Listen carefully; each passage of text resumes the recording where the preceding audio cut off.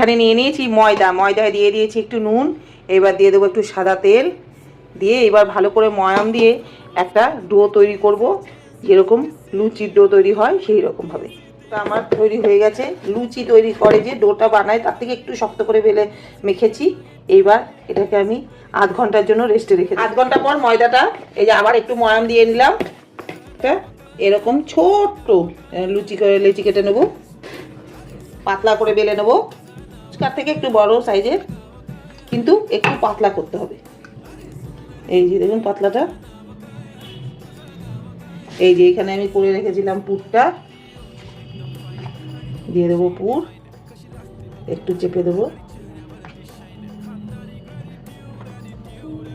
মোমোর অনেক ডিজাইন হয়, আমি এই ডিজাইনটাই সহজ মনে করি, আর ডিজাইনটা তো উপলক্ষ, টেস্টটাই হলো মেন। এইভাবে করে তৈরি করে নিলাম, করে এই একটা গোল তৈরি করেছি।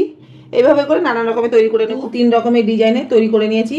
কড়াইয়ে আমি গ্যাসে বসিয়ে দিয়েছি একটা চাটু, আমি অন্য রকম একটুভাবে স্টিম করব।